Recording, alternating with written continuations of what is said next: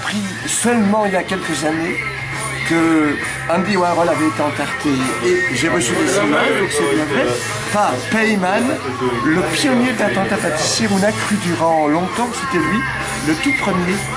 Mais avant lui, il y a eu les hippies américains avec un Y que j'adore, Abby Hoffman et Jerry Rubin et les joyeux guerrilleros. Vous situez les hippies? Do It. Un manuel de guérilla burlesque extraordinaire existe qui s'appelle Do It, totalement. Et durant la guerre contre le Vietnam, il y avait un tas de mouvements d'extrême gauche. La plupart étaient beaucoup trop sérieux, comme les Watermen ou les Black Panthers, vous les aimez bien. Il y avait un côté un peu sérieux, rigide et constituant, un peu trop marxiste-léniniste. À côté de ça, il y avait les hippies, mouvement de masse qui considérait que la révolution ne devait se faire que dans le plaisir absolu, en se marrant totalement et dans les excès sexuels, bachiques, toutes les drogues et en osant tout. Ils sont passés à la pratique, ils ont laissé un tas. Ils ont réalisé un tas de canulars sensationnels et de coups d'éclat formidables, en même temps des milliers et des milliers. Beaucoup plus marrants même que j'aime beaucoup les situationnistes, mais ils ont été plus loin que c'est là. Et ils ont notamment, chaque fois qu'ils étaient invités dans les émissions télévisées, ils entartaient en direct. Donc les vrais pionniers sont l'attentat pâtissier ciblé. La voiture de Bill Gates arrive toute sirène hurlant. Il y a donc 7 secondes pour opérer. Il sort avec ses gardes-corps armés. Sur ce, il est entouré à l'indienne par les entarteurs. Tout de suite, boum! La première tarte est envoyée par un Suisse. La deuxième tarte est envoyée par un Irlandais. La troisième tarte est envoyée par une Israélienne antisioniste. Et au moment où il va entrer au concert Noble, la quatrième tarte en déboule notre ami Rémi Belvaux qui a réalisé cette arrivée près de chez vous et qui, en criant gloup gloup comme les autres, lui fout dans la tronche la quatrième tarte. Vous avez peut-être vu les images, elles sont très belles, donc il s'en est pris 4 en quelques moments et les gardes-cœurs n'ont pas dégainé, ils sont donc tous renvoyés. En 7 secondes, ils sont donc tous renvoyés aussi secs. Et je dois dire que la bière artisanale explosive a été un précieux adjuvant pour le moral des hordes d'assaut pâtissière. Noël est... Oui. Est-ce que j'ai des points communs avec André Breton? André Breton m'exaspère autant que le bonhomme avec qui on vient de se bagarrer il y a un moment au Dolmol. André Breton incarne une forme de pouvoir hiérarchisé, comme Guy Debord du côté des situationnistes. André Breton a toujours joué au chef à la noix de coco. D'autre part, il s'est englué dans un mysticisme ridicule et il allait lors des réunions d'internationales surréalistes, il s'est retrouvé à 25 jusqu'à imposer à tout le monde l'apéritif. Donc André Breton, le directivisme insupportable, il est évidemment extrêmement brillant, j'ai lu tous ces trucs, mais lorsqu'il a rallié le parti communiste, évidemment ça n'a pas... Il a arrêté, contrairement à Louis Aragon qui restait en détritus stalinien jusqu'au bout, il a arrêté à un certain moment, mais est resté extrêmement douteux sur plein de plans. André Breton n'a jamais vraiment compris l'anarchisme truculent et emportant. Il m'énerve comme tous les petits chefs imbus d'eux-mêmes, quelles que soient ses grandes qualités. Je crache sur lui, quand même. Je crache sur André Breton, comme sur Karl Marx et sur Guy Debord, que j'estime beaucoup. Enfin, Guy Debord, pas Karl Marx. D'accord. Il y a eu un type formidable, un des piliers du surréalisme, qui, sur tous les plans, a été magnifique, c'est Benjamin Perret. D'accord. Benjamin Perret qui a mieux parlé que personne, a mieux célébré les incendies d'églises en Espagne durant la guerre civile. Benjamin Perret qui a écrit les textes les plus virulemment anticléricaux qui existent. Et lui, ça ne lui est jamais monté à la tête. Il n'a jamais joué au petit dictateur. Il a toujours été à l'écoute de tous les nouveaux modes de subversion. Et viva Benjamin Perret. Et la plupart des... Et viva les dadaïstes. Viva Dada! Viva Dada! Viva Dada! Dada vaincra! Mec, est-ce que tu peux nous reparler de Pinoncelli et de son action à Beaubourg? Mais c'est un bonhomme formidable, car Pinoncelli était extrêmement énervé par le fait que le fameux urinoir de Marcel Duchamp, qui était un acte de transgression dadaïste total, soit devenu presque comme un événement culturel académique des années après. Et comme ça l'énervait beaucoup, il a fracassé l'urinoir en question dadaïstement. Il a continué le mouvement dadaïste à sa manière, d'une façon qu'aurait dû aimer Marcel Duchamp et Tristan Tzara, tout à fait. Donc, mais il a eu plein d'ennuis avec les flics, et il était tout seul, il a osé le faire, et c'est pour ça qu'il mérite qu'on lui roule tous les trois un vrai patin. Tous les quatre. Tous les quatre. Pardon, je dis tous les trois alors qu'on est quatre. Oui, on est quatre. Hein, on est quatre. Allez, on est quatre. Je perds le sens de l'arithmétique avec ce choix.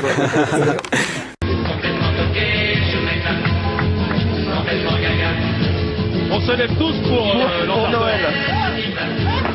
Non, c'est pas vrai. En carton, les sacoches en couillon. On avait dit non. Gloup. En carton. Non. Non, là, vous n'êtes pas sympa. Parle-nous du professeur Choron. Ah. Qui était le professeur Choron? D'ailleurs, oui. pour les jeunes qui ont 20 ans à l'heure actuelle, qui était ce personnage? J'ai eu l'occasion de me retrouver dans quelques émissions avec lui. C'était la provocation incarnée. Le professeur Choron était un délirant de la pire espèce qui considérait qu'il pouvait tout se permettre tout de suite et de la plus d'une façon totalement transgressive.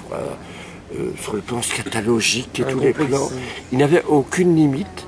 On était quelques-uns à aimer beaucoup ce bonhomme. Il y a un film qui est pas mal d'ailleurs, qui a été réalisé sur lui. Ceci dit, dans mes souvenirs personnels avec Choron, j'ai certaines réserves. On s'est retrouvé avec lui dans une émission sur la provocation, sur RTL Belgique, en pur direct. C'est le jour où il a foutu une pêche à... Il y avait Choron, il y avait La Fesse, il y avait Yann Bucoy avec moi, et Choron s'est senti dépassé sur sa gauche par Bucoy, et totalement, et a été extrêmement antipathique parce que quelqu'un était pire que lui. Dans cette fameuse émission après laquelle le direct a été supprimé à RTL, le scandale était total. Grâce à Yann Bucoy qui a lancé, et il y a le principal animateur télé belge, de De Chevannes belge, qui avait eu l'imprudence de faire une émission sur la provocation avec nous, qui animait l'émission la plus suivi en Belgique, a perdu son émission du jour au lendemain, a été viré de la télé, de la radio, a dû entrer en psychanalyse. Ça a déliré en direct. Et Choron était moche.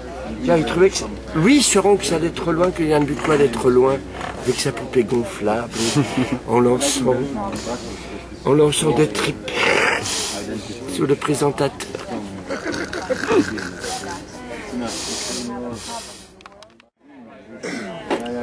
On se rappelle de la fameuse émission Esclandre d'apostrophe où Bukowski a eu une attitude historiquement séditieuse. En pleine émission, alors qu'il avait beaucoup bu, s'est mis à caresser les cuisses de Catherine Paysan, l'historienne catholique. Et Pivot s'énerve tout à fait, Bukowski se conduit mal, et ne voilà-t-il pas que Cavana s'écrie lui aussi, Bukowski dort car, alors qu'il a tout son baratin à placer Cavana sur son dernier livre, il y a quelqu'un tout d'un coup qui gâche tout en transgressant l'émission qui est Bukowski. Cavana a révélé un de ses vrais visages conformistes navrants, comme l'a fait Choron lors de cette fameuse émission belle sur la provocation, où tout d'un coup il a dit à Yann Bucois va-t'en parce que Yann allait trop loin en lançant des tripes sur le présentateur, en justifiant son lancer de tripes totalement. Tout d'un coup, Choron n'était plus le pire des transgressifs, des provocateurs, il avait pire que lui, alors que notre ami Yann Bucois est un sentimental, un romanesque, il ne voulait pas du tout se montrer plus pimenté que Choron, qui voulait fraterniser avec lui, mais la télé est parfois révélatrice, la télé en direct. Ce n'est que quand c'est en direct qu'on se rend compte de plein de trucs comme ça. Vive la flibuste!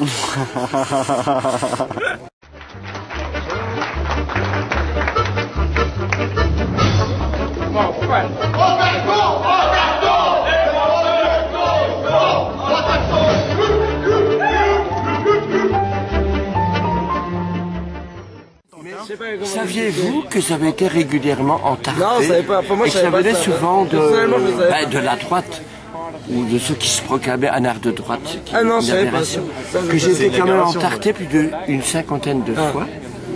Et que d'ailleurs, la plupart des fois que j'étais dans des émissions télévisées, des talk shows, j'ai été entarté en pleine émission, mais j'ai de très bons souvenirs de cette émission. Je vous donne un exemple. Daniela Lombroso, sur une émission la première fois, m'invite. Les invités racontent la première fois, dans mon cas la première fois que j'ai entarté. Et tout d'un coup je ménage sur le pâtissièrement Jacques Chirac. Elle a fait placer des tartes sur la table. Elle est très énervée par moi, elle ne me supporte pas. Et Daniela Lombroso demande à David Douillet de venir m'entarter. David Douillet arrive, hop, je me réfugie sur les genoux de Daniela Lombroso, il m'entarte, et sur ce, je me suis essuyé longuement et méthodiquement sur les nénés de Daniela Lombroso, et j'ai pris la main de David Douillet et je lui ai dit « Rejoins-tu l'internationale pâtissière, va entarter les crapules politiciennes ?» Et très stupidement, il a dit oui. C'est pas rendu compte. Incroyablement, il dit oui. David Douillet. David Douillet, mais cette crapule totale, il ne réfléchit pas. Alors pour être bon enfant, pour tout relativiser, il dit oui. Et je lui propose de se mettre entarté. On sonne la cloche, si vous voulez un dernier verre, c'est le moment. Et ça a été souvent repris dans les making-of et dans les bêtisiers et tout le bazar. Et chaque fois qu'on m'a entarté durant une émission, je me suis dit, qui est le personnage le plus respectable autour de moi? Je me suis assis sur ses genoux et je me suis essuyé sur lui. La révolution aurait peut-être pu réussir si on avait détruit l'économie. Ceci dit, c'est après coup que je m'en suis aperçu. Durant les événements de 68, j'étais avec les anarcho-situationnistes sur les barricades. Je n'avais pas réfléchi. Et c'est en réfléchissant des années après que je me suis rendu compte que je ne savais pas que toute l'économie dépendait d'un super ordinateur. Maintenant, tout est plus compliqué. Mais à l'époque, qui reliait tous les autres ordinateurs et qu'en s'emparant de ce super ordinateur non protégé militairement, on foutait en l'air l'économie bourgeoise, donc on provoquait une catastrophe sans nom. Et c'est ça qu'il fallait faire.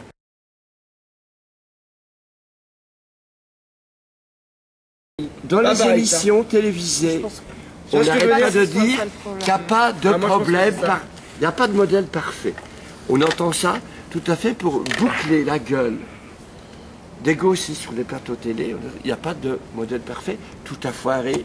Les modèles de droite, les modèles de gauche, tout a foiré. Or, c'est pas vrai. Or, c'est pas vrai. Et personne n'est là dans les tas de shows télévisés pour dire il y a eu des réalisations collectives idylliques. Ouais, mais tu parles de collectif de 100 personnes. Non. Tu parles pas de pays, Non, quoi. de millions de personnes. Tu me parles de pays. Oui, de millions de personnes. Lors du début de la dite révolution russe, l'Ukraine s'est totalement libérée et des centaines de milliers de paysans se sont mis à vivre sans aucune loi, sans aucune hiérarchie, sans flics, sans la moindre contrainte. Et ça a marché. Dans l'autogestion. C'est en Amérique du Sud, ça. L'autogestion totale. C'est en Amérique du Sud que ça s'est passé, ça. Ce sont des petits groupuscules en Amérique du Sud. Oui, mais ça c'est différent. Et ça marche, mais c'est vraiment sur une petite centaine de personnes, quoi. Vraiment Moi, c'est ça que qui s'est passé à fond en Ukraine. Je suis anarchiste, mais l'anarchie, c'est vraiment une communauté de 100 personnes, pas à plus. Kronstadt, ça marchait à fond. Et durant la guerre civile espagnole, des régions entières ont été libérées, dont la Catalogne. Et dans les régions libérées en question, plus de contraintes, plus d'argent, plus de travail imposé, toutes les décisions prises par tout le monde, et ça marchait à fond. Ça marchait à fond. Et le plus beau exemple que je connais, le plus beau, Libertalia, la cité pirate du plaisir sans frein, qui était alimentée par des abordages. Là-bas, ils étaient des milliers, pas de loi, tout le monde s'entend ensemble, pas de rapport imposé d'aucune manière, et ça a existé à fond dans le plaisir total, ça a existé à Libertalia. Dans chaque cas, il y a eu répression sanglante, en Ukraine, à Kronstadt, en Espagne, à Barcelone, il y a Libertalia. L'utopie en acte, totalement, qui démontrait que le bonheur collectif absolu pouvait se réaliser, était réprimé dans le sang. On a des exemples historiques qui sont niés par la droite, car elle ne les connaît pas tout bonnement, qui ont existé. À partir de là, on peut dire l'utopie la plus merveilleuse n'est plus impossible, puisqu'elle a existé. Merci Noël. À très bientôt. Allez, à bon. Des grosses embrassades. Ouais. L'attentat pâtissier, qu'est-ce qu'il nous a fait marrer? Le philosophe des beaux quartiers, la chemise blanche en décoté, l'insuffisance et son métier. Mais putain, ce qu'on a rigolé quand il a voulu se révolter avec ses petits poings crispés, l'enfermé. Il faut avoir foi, fut humilié par de la simple crème fouettée, et il espère s'en relever. J'ai peur que ce soit mal barré. L'entarpeur nous a bien vengé de ce Jean-Paul Sartre évalué qui vient nous pondre à la télé. Ses vieux discours bien éculés.